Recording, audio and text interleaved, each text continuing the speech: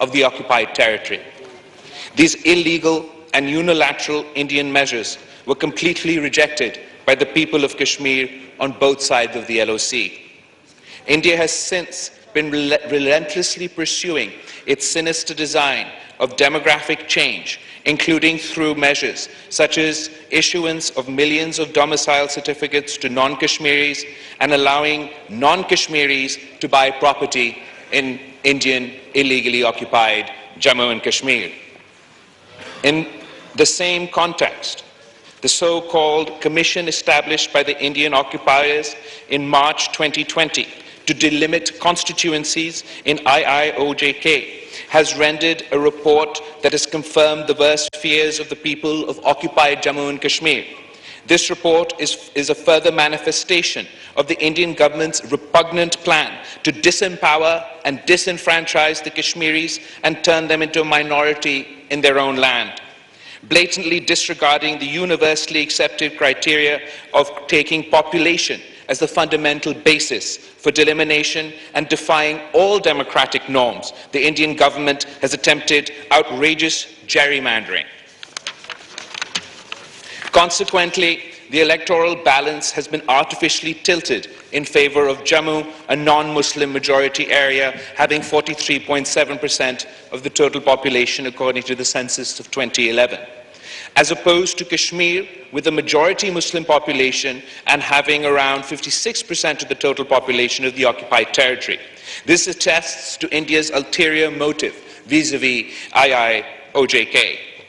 In a glaringly injudicious distribution, despite Kashmir making up the bigger portion of the overall Indian illegally occupied Jammu and Kashmir population, only one seat has been proposed for it by the Commission under the illegal Jammu and Kashmir Reorganization Act of 2019, as opposed to 6 additional seats for Jammu. The redrawn electoral boundaries are blatantly skewed in favor of the non-Muslim dominated constituencies in the IOJK and have already been rejected by the cross-section of political parties of the occupied territories. Mr. Speaker, these measures are a blatant attempt to help the BJP electoral and political objectives in IIOJK and to make permanent the illegal and unilateral measures of August 5th, 2019. We believe that the whole exercise is illegal and controversial of the relevant UN Secretary Council resolution, international law, and the 4th Geneva Convention, which imposes certain obligation on occupying forces, including not to change the democratic structure of occupied territories. The government of Pakistan has categorically rejected the report of the Demolition Commission and termed it a farcical exercise. A strong démarche was made to the Indian Chargé d'Affaires, who was summoned to the Ministry of Foreign Affairs. I have addressed a letter to the President of the Security Council and the Secretary General of the United Nations, in which I have highlighted the unlawful steps taken by India to change the demographic structure of II. In the letter, I have underlined that the delimitation exercise was designed to further marginalize and divide the Kashmiri people and pave way for yet another puppet government that panders to Hindutva ideology. Going forward, we will continue to reach out to the world community to raise international awareness about India's illegal action and mobilize the world community to raise international awareness about India's illegal action and mobilize the requisite response. Our special focus is on the United Nations, the OIC, and key multilateral forums. I call upon this August House to reinforce our efforts by adopting a draft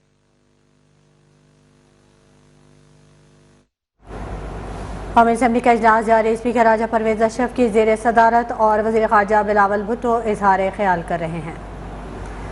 उनका कहना था कि भारत ने गैर कानूनी तौर पर कश्मीर की हैसियत तब्दील की। of a Hindu minority. I also take this opportunity to reaffirm in the most unequivocal terms the commitment of the government and people of Pakistan to extend all possible support to the Kashmiri people till they achieve their legitimate right to self-determination enshrined in the UN Security Council resolutions. The resolution as signed is as follows, Mr. Speaker. The National Assembly of Pakistan, recalling the resolution of 6th August 2019, adopted unanimously by Parliament of Pakistan and subsequent resolutions of Indian illegally occupied Jammu and Kashmir, deeply alarmed at the situation in IIOJK arising out of the continued Indian occupation in violation of international law and UN Security Council resolutions, expressing grave concern over the series of illegal measures that the Indian occupation forces have been taking to change the demographic composition of the occupied territories in stark violation of international law, particularly the 4th Geneva Convention and the relevant resolutions of the UN Security Council, denouncing the latest attempt at demographic engineering in IIOJK through a so-called Delimitation Commission constituted in March 2020 in the occupied territory aimed at artificially altering the electoral strength of the Muslim majority.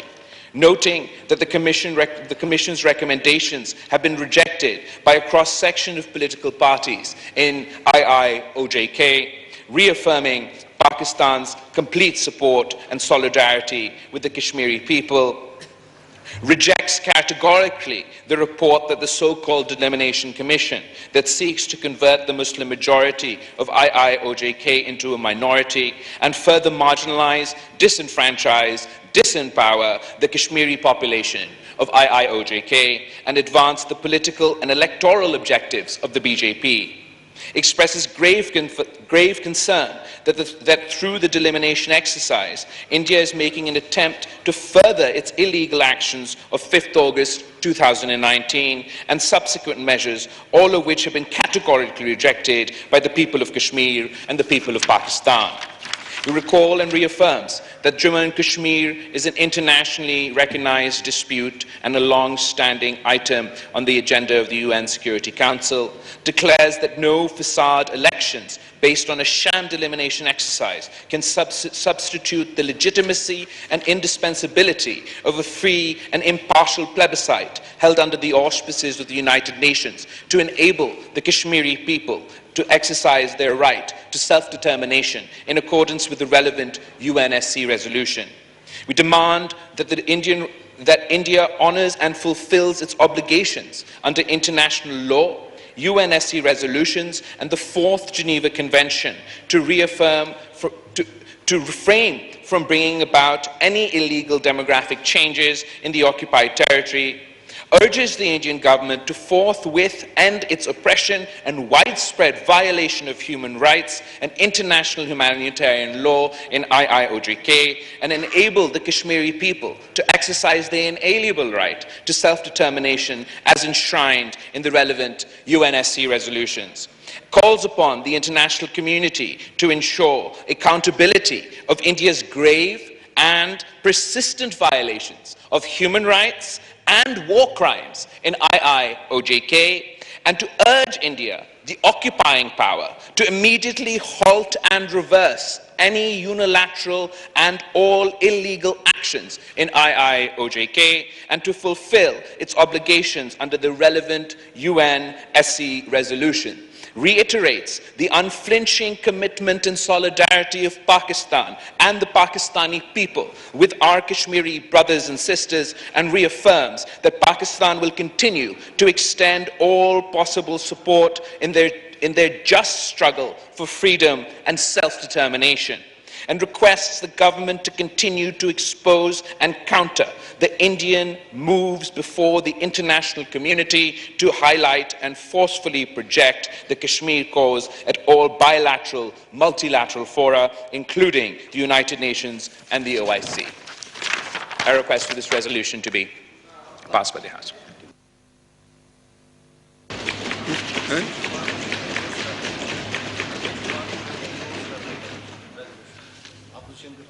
Mr. Ramesh Kumar.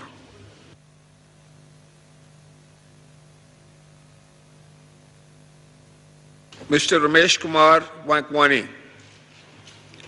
Mic खोलें। Okay, यही खोल दें। Thank you sir. सबसे पहले तो sir मैं strongly support करता हूं। 1 minute, mister Naveed Qamar. Thank you, sir. Mr. Speaker, if the honourable member has not opposed the resolution, then you have to put the resolution. If there are any further comments to come in, then he can speak after the resolution. हमारे इन अदारे के साथ, हमारा जमहूरियत के साथ और हमारा आइन के साथ किए और आज तक कर रहे हैं, वो भी आपके सामने हैं।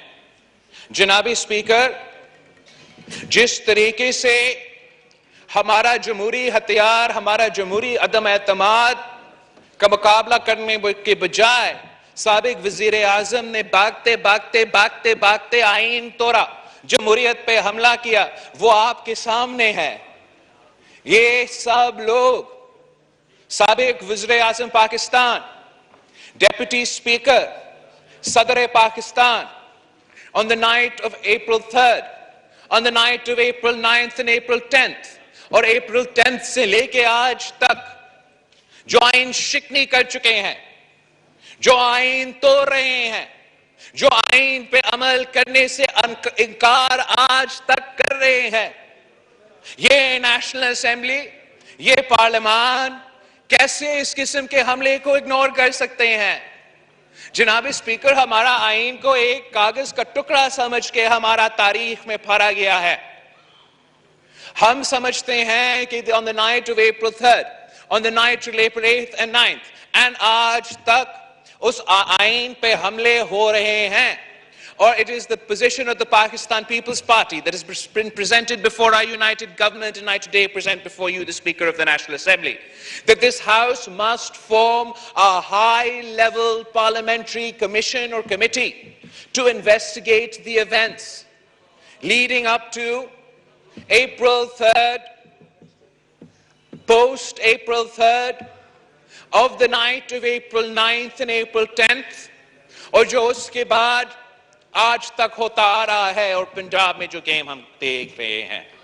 अगर मैं ये आपके सामने नहीं कह रहा हूं कि जुर्म ये हुआ है और जुर्म का सजा ये है और हुकूमत को फौरन इन जुर्म के मुताबिक केसेस लॉन्च करना चाहिए। मैं आपके सामने ये केस प्रेजेंट कर रहा हूं कि हमें इन हमले को सीरियसली लेते हुए एक कमीशन बनाना चाहिए, इन्वेस्टिगेट करना चाहिए कि कौन कौन इन गैर आईनी, गैर जमहूरी कामों में मुलव्वस थे। और जहां तक अप्रैल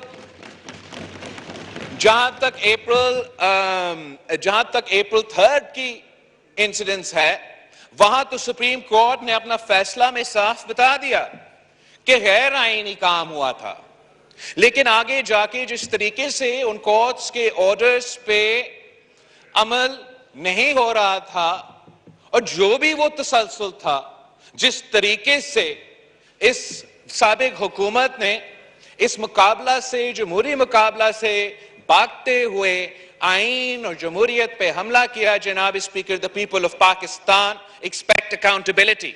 एंड अगर हम चाहते हैं कि हमारा जमहूरियत का तरक्की हो, अगर हम चाहते हैं कि इस हाउस का इज्जत बहाल हो, तो we have to investigate. We have to investigate and come to the bottom of these events. And जो भी जिम्मेदार लोग हैं, जो भी appropriate action है, उस investigation के, in light of that investigation, we can then move forward on this front. इसलिए कि कोई action नहीं लिया गया, इसलिए कि ये संगीन हमला, ये आइन शिकनी इग्नोर किया गया, साबिक वजीर आजम समझता है कि वो कोई मुकद्दस गाय है और मुकद्दस गाय बनकर मुल्क और कौम, मुल्क के कोने कोने में फिर रहा है और ऐसे हमले कर रहे हैं जो ना, अब तो सियासत अपनी जगह, हमारा कौमी इंटरेस्ट के खिलाफ है, हमारा आइन के खिलाफ है, हमारा इंटरनेशनल स्टैंडिंग पे हमले हैं, हमारा मुआशी सूरत हाल से, इन किस्म के एक्शन से, इस किस्म के पॉलिटिकल इंस्टेबिलिटी से नुकसान ही पहुंचेगा। और ये क्यों समझता है कि वो मुकद्दस गाय है? वो इसलिए समझते हैं कि मुकद्दस गाय है कि आज तक किसी एक सिलेक्टेड के खिलाफ कोई कदम नहीं उठाया गया। आपने, हमने, हम सब ने ये इग्नोर किया कि 2018 के इलेक्शंस में मुल्क के बदतरीन धांधली के थ्रू हमारा इदारे के हमले की वजह से एक हुकूमत बनाया गया, 4 साल पे इस मुल्क में मुसल्लत हुआ, मईशत को तबाह किया, खारजा सतह पे पाकिस्तान को आइसोलेट किया, आईन, जमहूरियत, इंसानी हकूक, माशी हकूक पे हमला करते आए, सूबे के हकूक पे डाके मारते रहे, बिजली का बहरान पैदा हुआ जहां बिजली बहरान नहीं था, पानी का संगीन बहरान पैदा किया गया, और आज तक चोलिस्तान हो, सिंध हो, बलोचिस्तान हो, उनको हमारा जो फूड है जनाब स्पीकर, इन जियोपॉलिटिकल इवेंट्स से पहले ही मुश्किल लग रहे थे। हमारा वीट का बहरान जियोपॉलिटिकल इवेंट से पहला पैदा हुआ था। आपका यूरिया और खाद का बहरान इन इंटरनेशनल डेवलपमेंट्स से पहले हुए थे। आज जो आपका फूड सिक्योरिटी का पोजीशन है, वो ना सिर्फ उस पहले बहरान को हमने किसी तरीके से फिल करना है, मगर जो जियोपॉलिटिकल इवेंट्स होराइजन पे हमें नजर आ रहा है, जो यूक्रेन, रशिया और नेटो के दरमियान एक सिचुएशन पैदा हुआ है, उसकी वजह से मजीद मुश्किलात का सामना करना पड़ेगा आपको, पाकिस्तान को, इस रीजन को, पूरी दुनिया को। वीट प्रोक्योरमेंट में, यूरिया, फर्टिलाइजर, डीआईपी के प्रोक्योरमेंट में, जो सप्लाई चेन्स के इंटरप्शंस इस क्राइसिस की वजह से और इससे पहले कोविड-19 की पैंडेमिक की वजह से पाकिस्तान के लिए फूड और एनर्जी सिक्योरिटी एक बहुत संगीन मसला है जिसका मुकाबला होना है। और इन सारे के सारे हालात में हम उस वजीर आजम को इजाजत दे रहा है कि वो जो भी जी बात करे, वो जहां भी हमला करे, कोई इससे पूछने वाला नहीं है। और मैं समझता हूं कि सबसे पहले कदम यह होना चाहिए कि हमारा पार्लिमानी कमीशन अपना काम शुरू करे कि अप्रैल 3 से लेकर आज तक जो आईन पे हमले हुए हैं, इस पे क्या कदम इस हाउस सजेस्ट कर रहे हैं और उस पे क्या कदम उठाया जाएगा। हम ये बर्दाश्त नहीं कर सकते कि वही शख्स जो अकाउंटेबिलिटी, करप्शन कर रहा 30 साल से, जनाब स्पीकर 4 साल से नहीं, 30 साल से हमारा कान पक चुके हैं ये सुन के करप्शन, चोर। 4 साल हुकूमत में रह के एक चोर को सजा नहीं दिलवा सका, खुद चोर निकले, खुद तारीख का सबसे बड़े चोर निकले। ये नया हुकूमत का हमारा तो वर्जन नहीं है, ये ट्रांसपेरेंसी इंटरनेशनल के मुताबिक जो करप्शन पिछले 4 साल में फवाद चौधरी मीडिया से गुफ्तगू कर रहे हैं। शहबाज शरीफ के दौर में आग भी बड़ी लगती है फौरी तौर के ऊपर। और तीसरा अहम मुद्दा जो है वो ये है कि जो यूके में इस वक्त मीटिंग्स हो रही हैं, मैं समझता हूँ नून लीग का एक तबका जो समझता है कि जल्दी इलेक्शन होने चाहिए, वो एक सेन एडवाइस है, उसी तरफ जो है वो जाना चाहिए। और जल्द अज जल्द इलेक्शन वो वाहिद तरीका है जिससे कि आप पाकिस्तान में नॉर्मेलिटी वापस ला सकते हैं, जिससे आप पाकिस्तान में नॉर्मल हालात जो हैं वो कर सकते हैं। और हमें फौरी तौर पे नए इलेक्शंस की तरफ जो है वो जाना चाहिए। शुक्रिया, थैंक यू सो मच। में इतना ज्यादा कैसे भरा, तो वो बैरूनी साजिश का बात करना शुरू करता है, वो अदालत पे हमला करता है, वो इदारे पे हमला करता है। कोई इस शख्स से पूछे कि 4 साल में आपने इस मुल्क की मईशत के साथ क्या खेल खेला है, आपने 4 साल में पाकिस्तान के अवाम के मुआशी हकूक पे किस किस्म के डाके डाले हैं।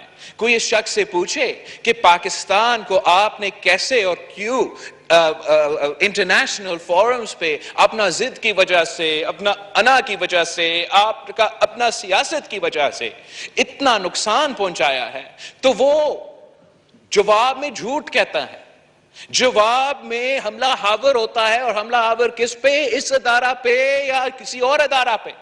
इस तसलसल को हमें रोकना पड़ेगा, इस कदम को हमें रोकना पड़ेगा। सियासी तरीके से अवाम को समझाना पड़ेगा, और जमहूरी तरीके से जनाब स्पीकर इस हाउस को अपना रोल प्ले करना पड़ेगा, अदालत को अपना रोल प्ले करना पड़ेगा, सारे इदारे को अपने रोल प्ले करने पड़ेंगे, ताकि हम आईनी रास्ते अपनाएं।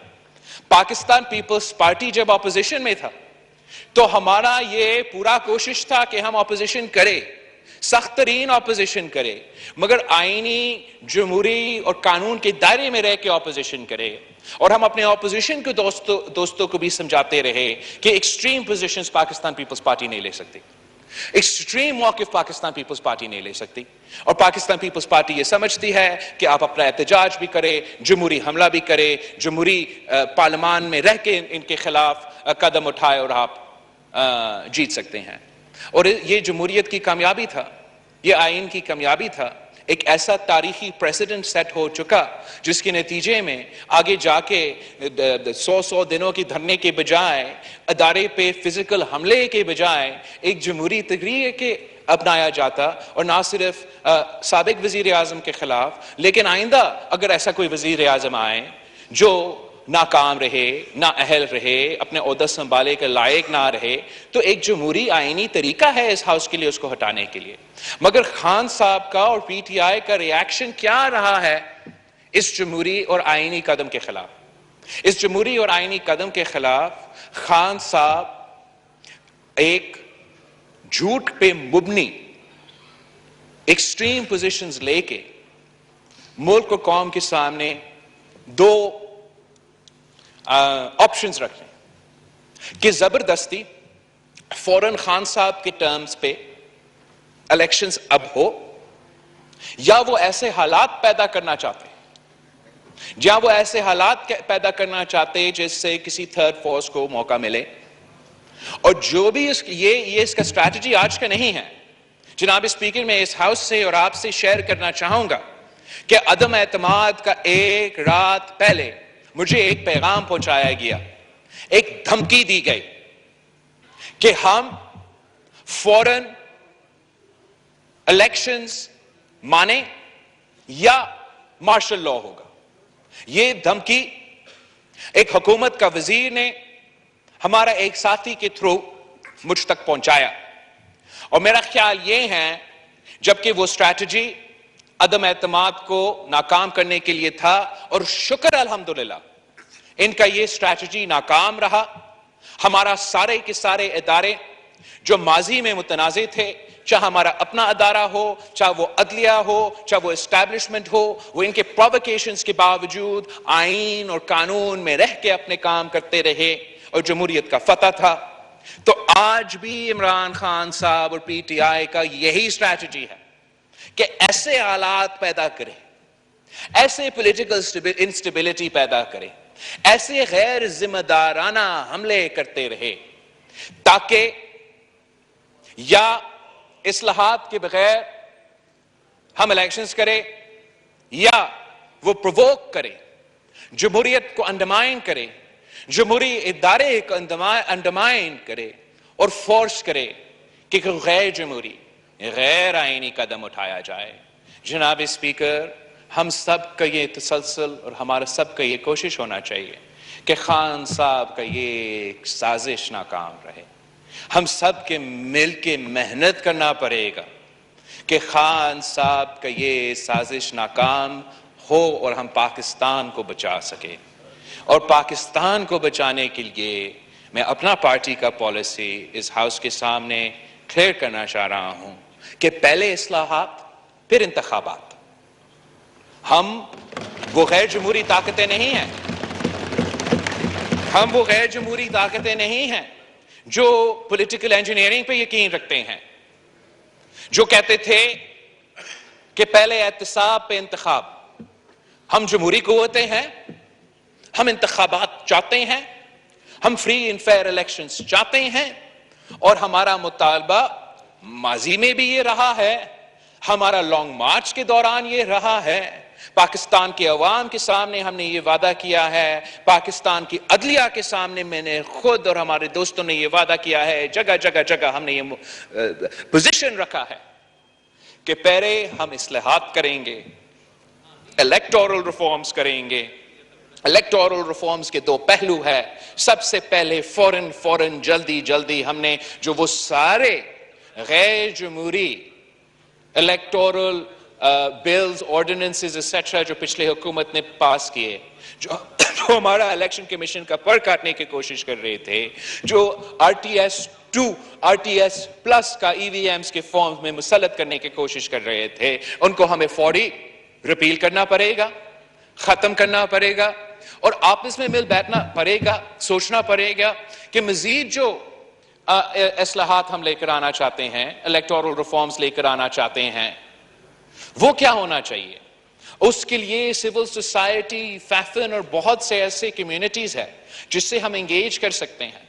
पाकिस्तान पब्लिक से हमें राय लेना पड़ेगा और वो सारे राय को कंसेंसस में सियासी जमातों के दरमियान कंसेंसस बना के अगेन फौरन वो इस्लाहात करना पड़ेगा ताकि हम इंश्योर कर सके कि जो 2018 में इस मुल्क के साथ खेल खेला गया वो कभी भी फिर इस मुल्क के साथ ऐसा खेल ना खेला जाए।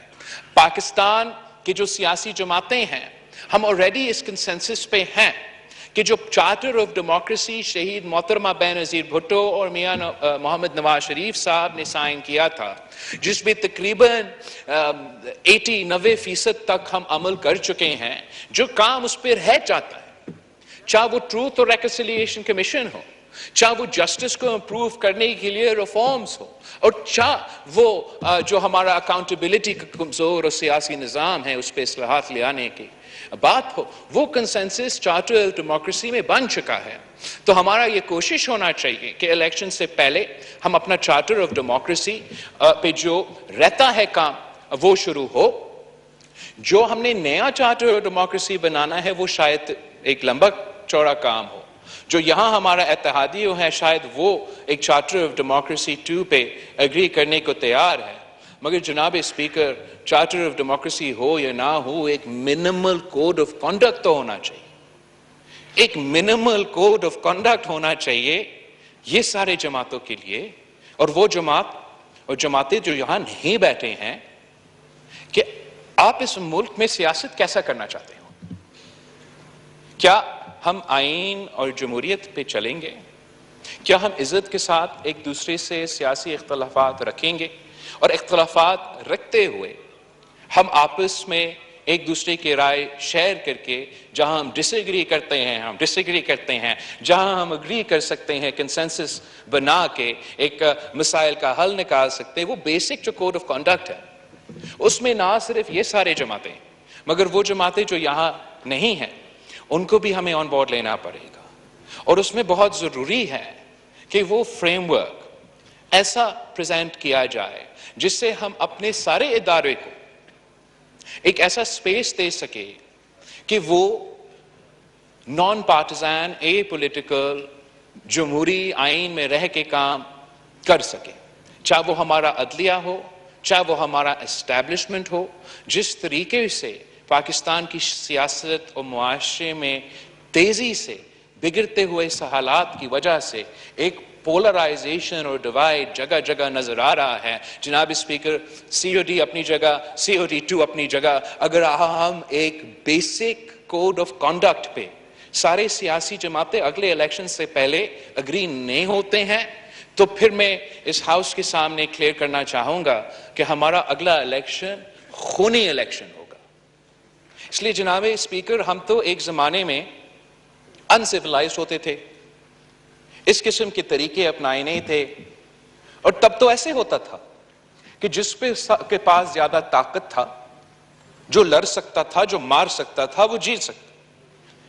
और over the course of history civilized nations adopted institutions, norms, rules, laws and constitutions ताकि लड़ने के बजाय हम अपने मसले इस किस्म के इदारे और मुख्तलिफ इदारे और तरीके से थ्रू हल करें। और अनफॉर्चुनेटली हम वही पोजीशन पे वापस जा रहे हैं जहां हमारे इदारे और इस मसले से निकलने के लिए जो तरीक़ेकार है, जो फॉरम्स है, उनका ना कोई इज्जत रहा है, ना कोई तरीक़ेकार रहा है. No one is willing to follow the rules of the game.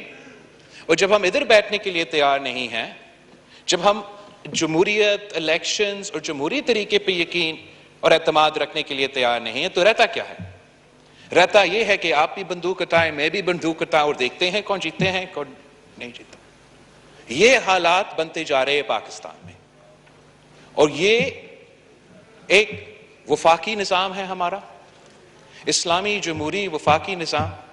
And अगर हमने सब इस मुल्क में रह के, इस सिस्टम में रह के, जी के आगे जाके इन सारे मुश्किलात का मुकाबला करना है, तो हम सबको, सियासी जमातों को आपस में, मीडिया को, अदालत, दूसरे जो हमारे इदारे हैं, हमें एक बेसिक कोड ऑफ कॉन्डक्ट को अपनाना पड़ेगा ताकि हम मिलके पाकिस्तान को संभाल सके और पाकिस्तान को इन मुश्किलात से निकाल सके. जनाब स्पीकर, आपका बहुत शुक्रिया. कौमी असम्बली का इजलास जारी है और वज़ीर ख़ारजा बिलावल भुट्टो खिताब कर रहे थे और उनका ये कहना था कि हर एक इदारे कौमी असम्बली समेत सबको मुतनाज़ा बनाया गया. कड़ी तनकीद की उन्होंने इमरान खान पर, गुज़िश्ता हुकूमत पर, और उनका ये कहना था कि सियासी जमातें जो सियासी हरीफ हैं वो एक साथ हो गई और पाकिस्तान ने बहुत मुश्किल हालात देखे हैं. एक नालायक और नाअहल हुकूमत को अदम एतमाद के ज़रिए हटाया गया.